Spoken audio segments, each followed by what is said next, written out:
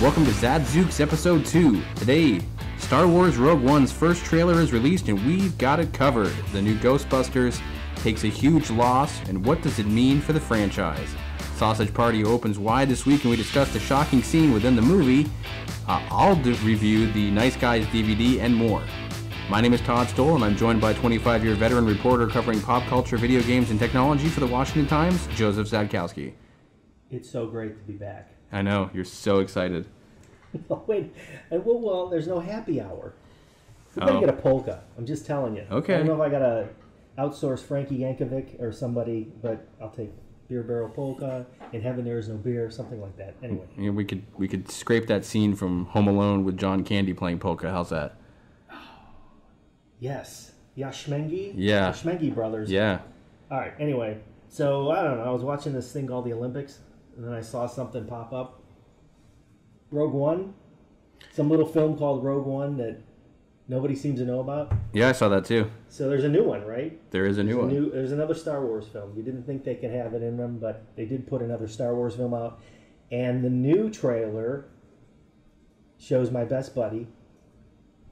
Oh, yes, at the very end. But just a peek. Just a peek. And James Earl Jones is doing the voice. Oh, that's awesome. So what did we learn in the new trailer? Well, what did you like? Okay, I specifically liked the fact that you didn't see a lot of lightsabers and you didn't see a lot of lasers. You saw conventional man-made weapons like RPGs taking out AT-ATs, and you saw armored transports. Yes, and you saw. It was very. I mean, yes, granted they're flying spaceships and all that good stuff, but I think in general the weaponry was a little bit sort of more realistic to the very beginnings of a war. The character that's blind that knows martial arts was awesome. Yeah, how do I butcher that? Chirat Amnu. He's force sensitive. Is that correct? Maybe. We'll find out. Yeah, you'll find out. No, I thought it was really, it was a pretty good trailer. It was a good first trailer for sure.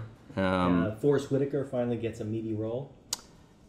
I think he could be very good. Yeah. Saw Gerrera. Now, Saw Gerrera was in the animated Clone Wars, the Star Wars Clone Wars series, which I thought was great all around. And he's a little more grizzled in this movie, so I think he's taken some damage.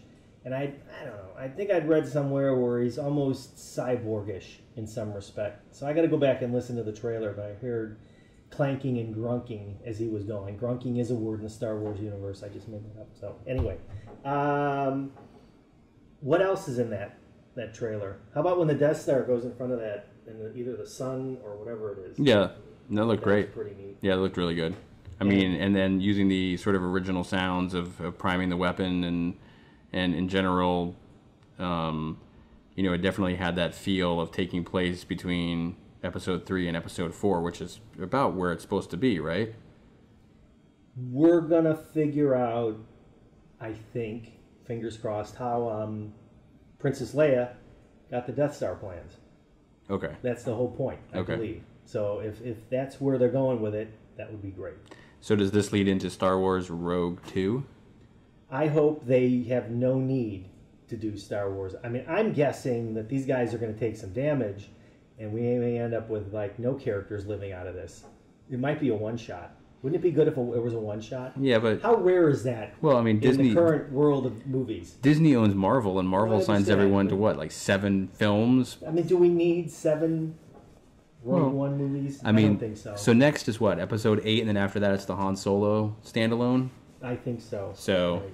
And then, who knows, eventually there'll be the Star Wars Avengers, followed by a crossover between Star Trek and Star Wars. That's right. I just read a comic with Batman working with the Teenage Mutant Ninja Turtles. So Ghostbusters did that too. Completely useless. Yeah, they did that too. Great art, but whatever. Okay. Well, it looked good. Looks great. Yeah. Boy, the enthusiasm. Well, I'm not a big Star Wars, aficionado, so you're... Next topic...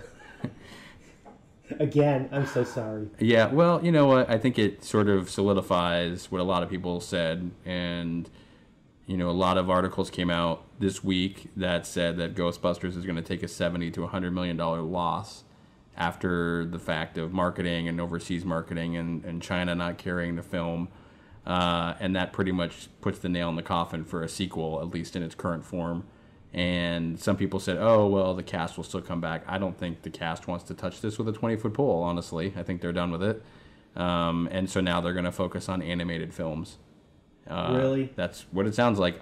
Or like full length or just cartoon series? I think there's a little bit of both. I think there's supposed to be a full-length feature film, and then also like a Ghostbusters, some sort of like new age continuation of Extreme Ghostbusters, which was out in the late 90s. We'll see. It still made a chunk of money. Right? It was like I think it'll net out at about 140, but I think even Paul Feig said it needed to make 300 to make its money back. And I think it shows with a lot of films now that you can't really have a big budget film and expect to make your money back. And I think they blew the budget on the CGI for sure. And I think if he had just reined in the budget and kept it to like a nice tight 80 million, it would be fine. Right. And once again, from two guys' perspective, I don't care if it's female Ghostbusters or Angry Bird Ghostbusters, it's still got to be a funny story, and it's got to be a reason for me to watch the movie. Yep, for sure. Okay. For sure. You want to take a break? Yeah, we should take a break. Yeah, it's just so disappointing. I may need to take a break just to. I hope we have a polka. Yeah, we have no polka. All right. We'll be back. Communities Digital News, built by the writers and editors that deliver the news 24 hours a day. Visit comdiginews.com. That's COMMDIGI news.com. And support the next evolution in news. We're back. We're back. And stronger than ever. Oh. It was good to have a moment. Let's put it that way. So coming this Tuesday is a very exciting movie on Blu-ray. The Angry Birds movie. You were thrilled. I didn't hate it, but there's so many great animated movies that come out these days that appeal to both adults and children. I was kind of surprised that they went to really appeal to children, maybe. I mean, what did your little offspring think?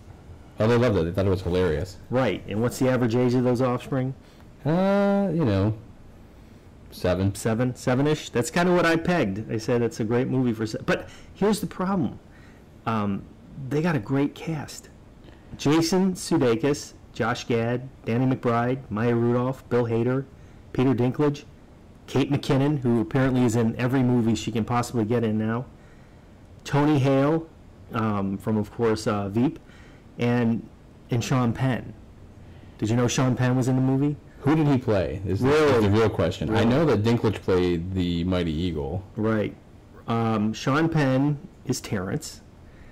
And so his entire role is just involving grunts. Okay. And if you watch some of the bonus extras, you can actually see Sean offering some method acting and grunting. So that was kind of exciting. That is such a departure for him, really, the grunting. Yeah, he doesn't usually do that. But what do you think of a cast like that?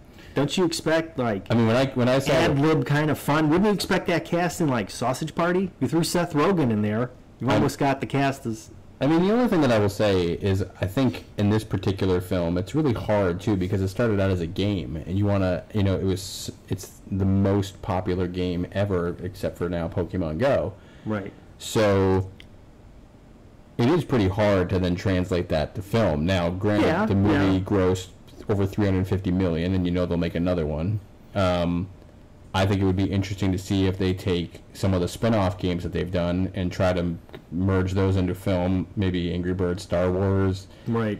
Angry Birds Space. There's a lot of Transformers. I think there was an Angry Birds Transformers. Sort of like what Lego was doing with Lego Batman. Will Angry Birds do the same thing? Now, it's a question of did they sign that cast for a multi-picture deal in the event that it did well. I mean, Bill Hader playing the pig. I mean, clearly he's meant for that role.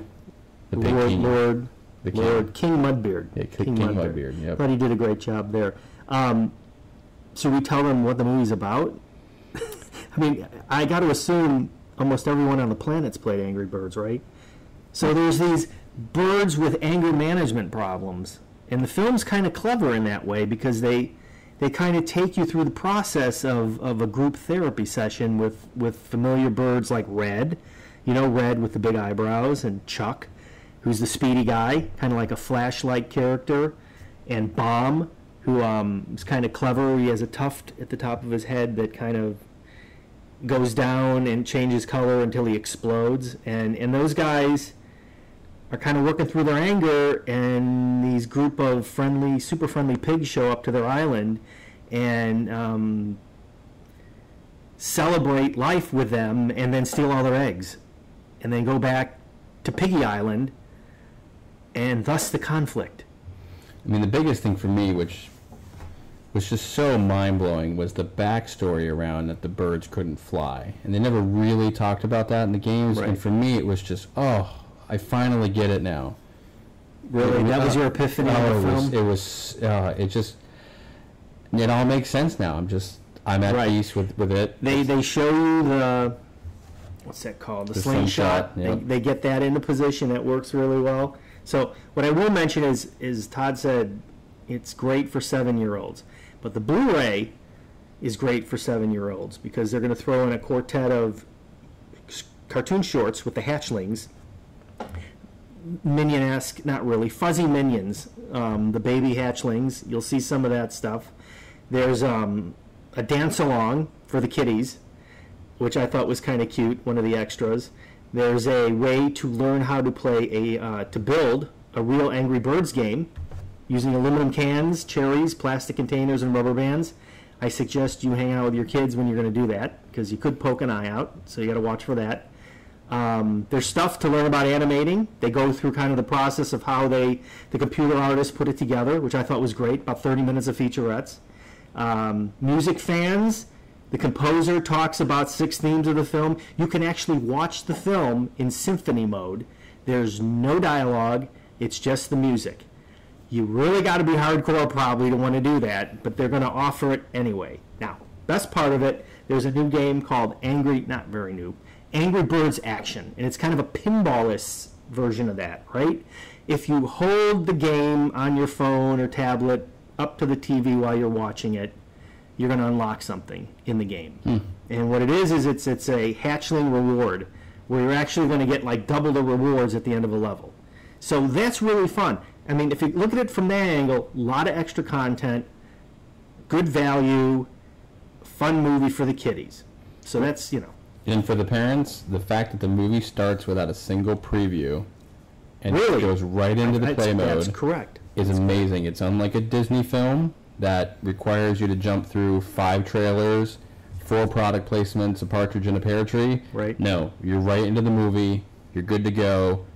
The kiddies are not distracted and bored, and you're off and running. So that was a wise decision by Sony, and you're probably looking at $20 once you go to Amazon to find this on Tuesday. So I'm good with that. Yep. No, all right. It was good. What else? Let's talk about a different animated film that's just come out and exceeded expectations at the box office. And of course, we're talking about Sausage Party. And in particular, one of the biggest takeaways that audience members have been discussing, which almost landed the film an NC-17 rating, is the giant food orgy scene in the film. And there's a lot of cold cuts, there's a lot of sausages, really? There's a lot of common foods that you wouldn't normally think of, orgying with non-common foods. But isn't this just a love story between a hot dog and a bun? Hot dog and I heard. I think it's just... Or is there more than that going on? There's just a lot going on. And Seth Rogen earlier this week mentioned that the way to get rid of the NC-17 was to shave the hair off of a PETA's testicles. So clearly they really somehow managed to bamboozle the ratings board on this one. They really... But I think it also sets this weird precedent of it's animated and it's food. And therefore, I think they had a really hard time judging the rating on this because thing. you get away with anything. Because it's food. And even though it's a sort of weird simulation, it's still food. Look, Bill Hader's in it. So he does lots of animated things, I think. Danny McBride's in it, too. It's kind of the same cast, Angry Birds, but it's not really the same film. It is much. It is not something you would want to sit down with your 7-year-old, pop on, and watch with them. Is there any chance they have an uncut version on Blu-ray when that comes out in the next week? If they had a censored version, I don't think you could watch it. Let's put it that way. Really? I think the beeps would probably just ruin the dialogue. I know that they had a hard time when they were out promoting the film showing a clip because it was just so filthy. But, you know, on a $18 million budget, it's already made $35 million, so it's a huge win for Sony. It's another big win for Seth Rogen and team. They'll continue to make movies, and we'll continue to watch them, even though they're crazy, hardcore, and, you know, eventually could start a war with North Korea. But You know, what else has he done? Where he Well- actually was the producer. Superbad, Superbad. This Is the End, Okay, that was a great movie. the North Korea film, which we won't mention because you never know, they could be listening. I didn't hate that movie either. I didn't It was hate okay. it. It was okay. It didn't live up to the hype. Let's put it that way. It was way too overhyped, and I think he could even see that. Green Hornet, which was not Okay, not great. that was a mistake. Even he admits it was a mistake. The Right. cast was good, but the writing was not great. You know, Neighbors 1, Neighbors 2. Oh, he was responsible for that too? Sure. I mean, we're talking. He's a juggernaut. He's a juggernaut. He's becoming a Hollywood mogul. He is. And if you just shut his yap about politics, I'd be more than happy to deal with him. He says, well, and that was only Bud Light. Okay. And which I actually found out something very interesting that I never knew. In any beer commercial, no one ever consumes the beer. I did not know that from a Carson. Yeah, I had no idea. Apparently, you get paid to do something other than drink the beer. You're allowed to hold the can, or you're allowed to have the logo. You're not allowed to open it, and you're not allowed to drink it. So you basically get paid to do a non-beer commercial. That is fascinating. I didn't know that. Makes me want to do a beer commercial. Yeah. Sounds awesome. But you know, you need free beer. All right, that's fine. I'm sure you can have free beer. Just can't drink it during the shoot. Well, that's the funny thing. So Rogan was talking about it, and he said that they don't even sign a clause in the contract that says they have to drink that beer. They don't care. He could go out and have a Miller, and it'd be fine. He doesn't have to have a Bud Light. Wow, he's So- having too much fun. I mean, I hate the guy. It's ridiculous. On that note, And he's younger than me, which frustrates me to which no is end. really, what does that say? Yeah, what does that say? Luck. What does Luck of the draw. I guess. All right, we'll be back. We got another segment. I promise. Still no polka. Communities Digital News, built by the writers and editors that deliver the news 24 hours a day. Visit comdiginews.com. That's COMMDIGI news.com. And support the next evolution in news. And we're back, and there's still no polka. Sorry. I can dream. If you want to break out an accordion in between segments, I wish my dad was here. He played the accordion. Okay. So I also took a look at last week, and I'm still in the midst of it, Supergirl, the complete first season on Blu-ray, and that comes from Warner Brothers Home Entertainment. It's all 20 episodes of the show, put on 3 Blu-ray discs.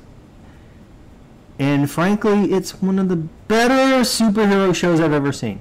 So the reason I say that is because the star, Melissa Benoist, is what she wants us to say, or Benoit if you're French, is the Woman of Steel. And she's, of course, the cousin of Superman.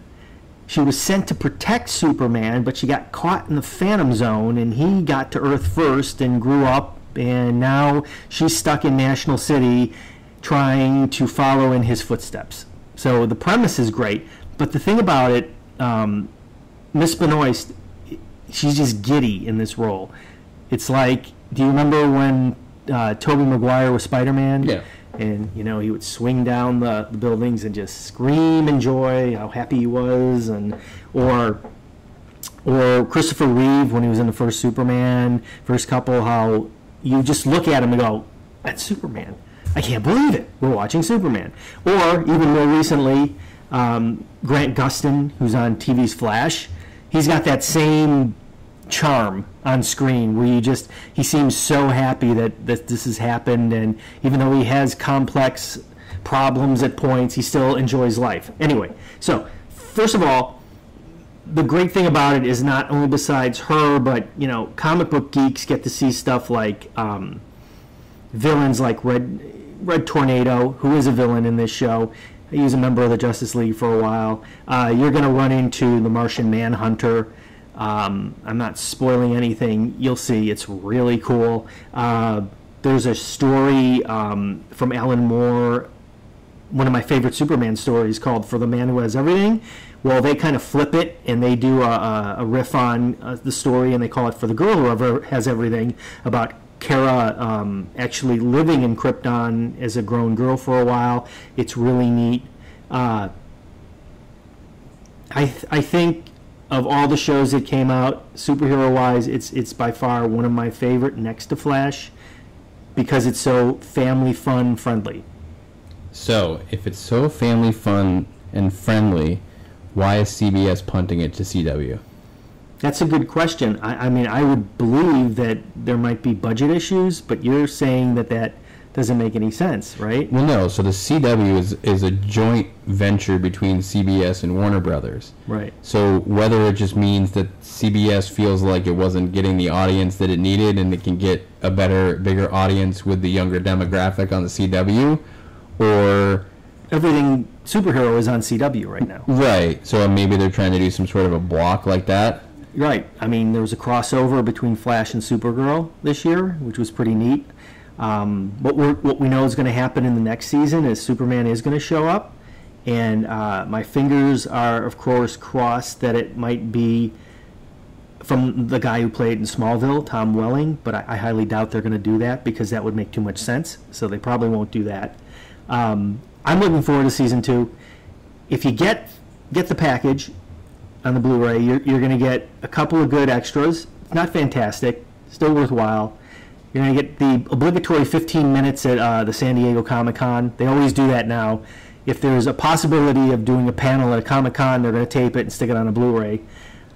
You get 10 minutes on the origins of the Martian Manhunter, which I thought was also really cool. And then you're going to get 10-minute a quick overview of the planet Krypton, its origins, and it includes an image of this really cool map of Krypton from a 1960 comic book. So I loved it. I'm hooked on it. I'm good. Good. All right. Moving on. So Batman is now the star of a Telltale game series, and if you're not familiar with Telltale games, they're basically click-and-play adventures where you move a cursor around screen and try and touch hot spots, or if you're using a iPad, you can swipe, or if you're using your PS4 controller, you're moving around and clicking contextual buttons and stuff like that. So anyway, they did a great series with The Walking Dead, and now they've moved over and picked up the Batman property, which I was mildly reticent about because I was such a fan of the Arkham Asylum video game series, and I don't know if you've ever played one of those. Yeah, they're great. You're basically duking it out as Batman all the time for hours and hours and hours. So anyway, this is different. What they're now doing is they're going to take you into Bruce Wayne's world and kind of take a look at trying to save his family legacy. Carmine Falcone, a crime boss, is causing trouble. And basically, this is the first episode of a 5-part episodic series. And it's worth looking at and enjoying because, first of all, it's $4.99. Or if you want to get the whole series, it's $30. And let me get into a few more specifics on it. There's a nice opening segment with Catwoman, and then things get a little bit talky where you're now making decisions. And those decisions you make when you're talking to a character can affect the outcome of parts of the game, and it can affect outcomes of your relationship with other characters, which is pretty interesting when you've got guys like Commissioner Gordon and Harvey Dent and Vicky Vale and Oswald Cobblepot, who of course is the Penguin, but I'm not sure he's the Penguin here yet. He's more of a rich punk. who's a childhood friend of Bruce Wayne's, which is a nice riff on the origin story there.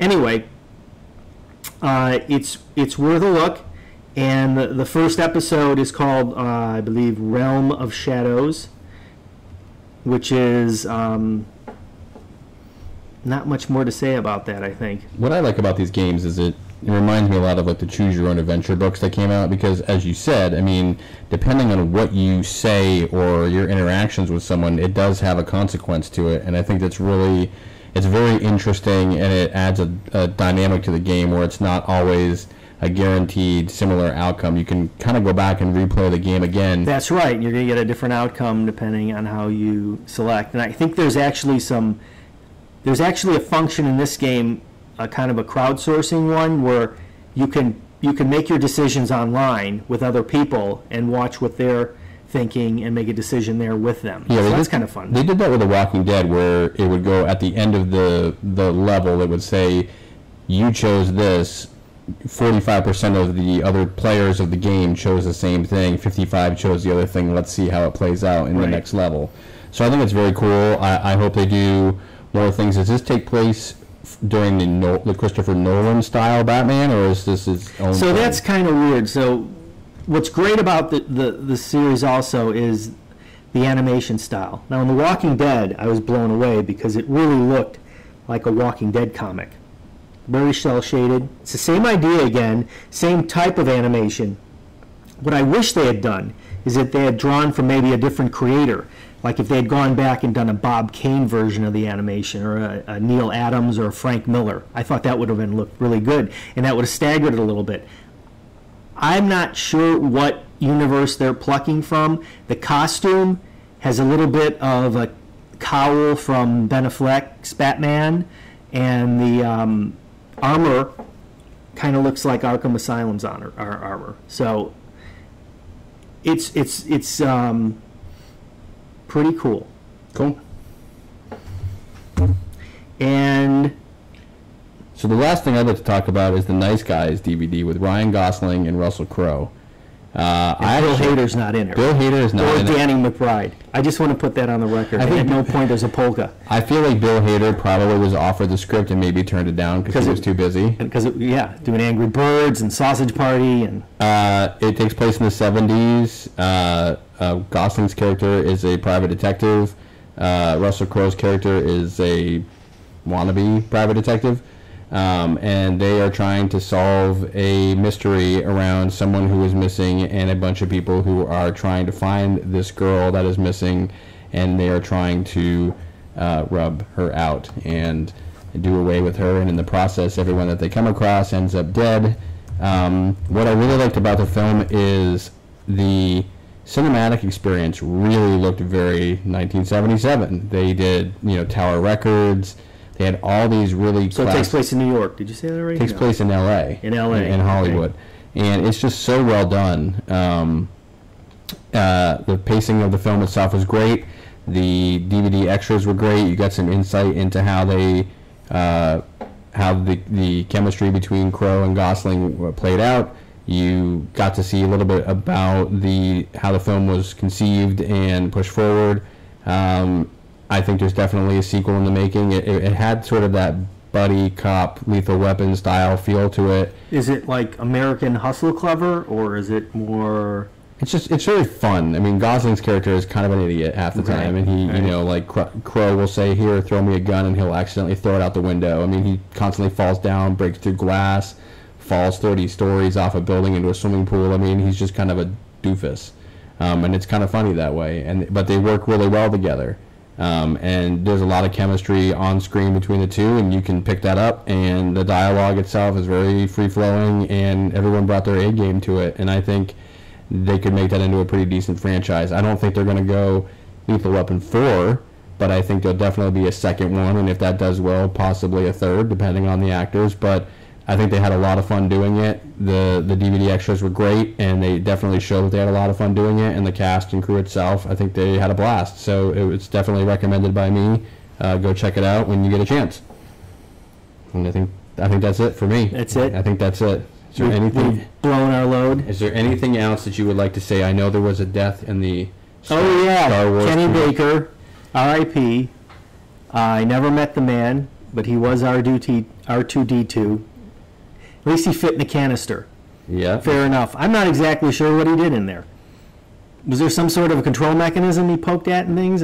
Maybe, I have no idea. I mean, I just know it looked really uncomfortable and Was there method acting involved? a lot of wires, and I would be terrified if Yeah. if it was, hot and touching wires. And Right. I mean, at least Anthony Daniels and C-3PO at least could take his helmet off for a while. This is true. They'd have to But, I think excise him from the canister during every break. as they move forward and continue to make other films, they have made smart choices about backup cast members to fill some of these iconic roles as Right. these original cast members grow older and can no longer continue to do running and, stunts and things like that. So, Or they kill them. That's Well- an easy way to do it too, right? listen, part of me just wanted, when Harrison Ford fell off the bridge, I just wanted him to say, Oh, really? That's Get a off- spoiler alert. Do you get think off my plane. I'm not inferring, by the way, that Kenny Baker was killed or murdered. He was 83. May he rest in peace. Yes, may you rest in peace. And that's it for Another us. high note. We have really outdone ourselves in the Right. second episode. That's all we have for the Zadzooks happy hour. Not so happy, is it? You can't close with deaths. I'm just saying that. Next week, no deaths. So nobody die. They always come in threes. I'm going to keep negotiating for that polka. So you see. Okay. I am Todd Stowell, I'm still Joe Zadkowski. and this has been the Zadzooks.